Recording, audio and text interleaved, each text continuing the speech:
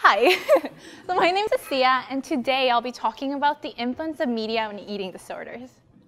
So before I start, I just want to mention that this presentation does contain some images that may be a little bit triggering.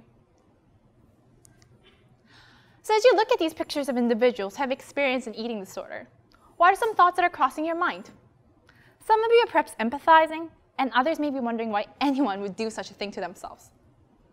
Well, today I'm here to tell you that those thoughts that are crossing your mind may need a little tweaking. I'm here to tell you that there's more to it than what you see in these pictures. And I'm also here to tell you that there's something we can do about this.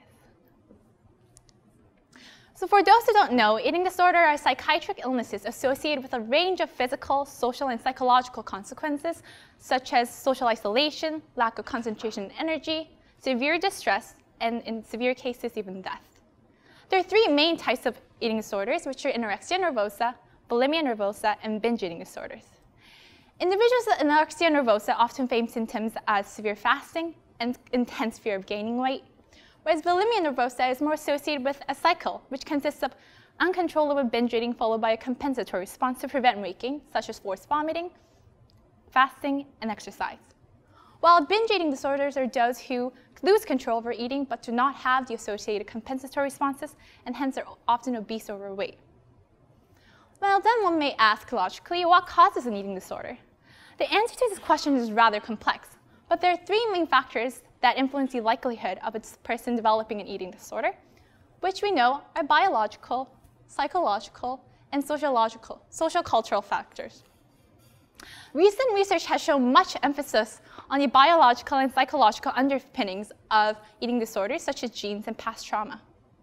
The common theme amongst these two variables are that we don't have any control over them. We can't control the genes we were born with, and frankly, we can't control the traumas that our life throws at us. But there is something that we do have an influence over, and these are the social-cultural factors, and for our interests, media. In fact, but by no means, before I go into that, am I claiming that media causes an eating disorders, because it doesn't. Realistically, if media cause an eating disorder, then the prevalence of eating disorders should be much higher, considering how commonplace media is in our everyday lives. Rather, though, what I'm suggesting to you today is that media act as a fuel to a fire, providing a social context to which eating disorders can perpetuate.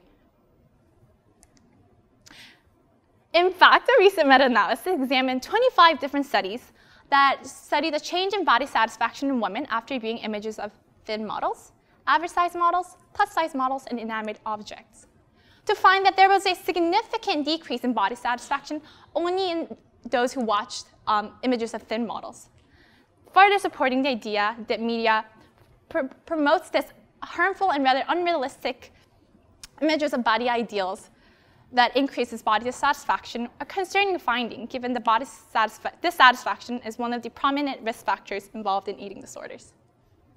Researchers also hypothesized that social comparison mediates a relationship between media, body dissatisfaction, and disordered eating.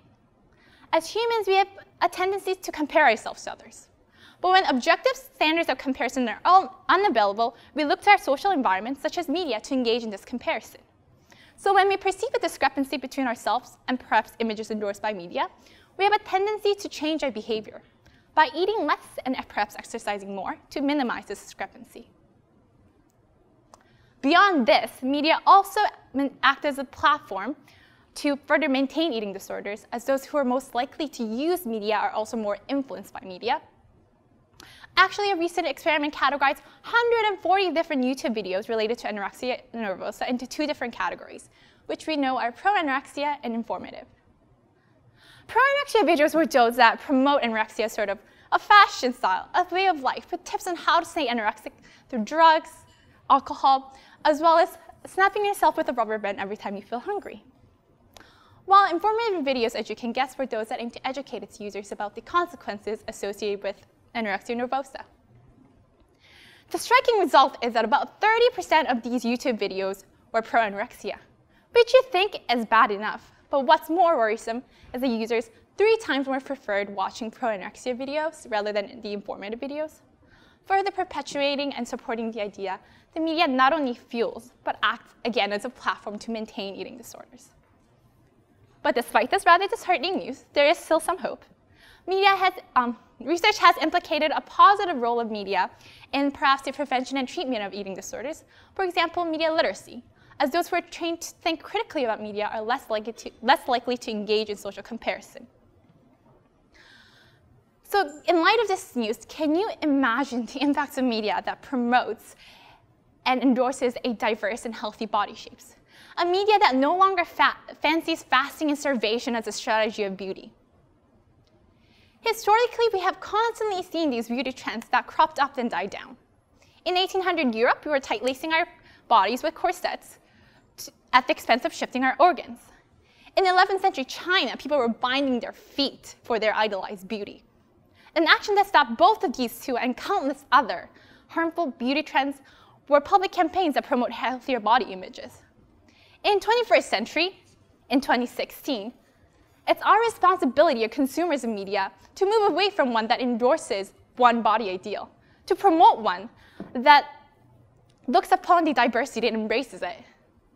As a community, we must make a conscious effort to promote and endorse the diverse body types in which all body shapes are loved, endorsed, and advocated for. Thank you.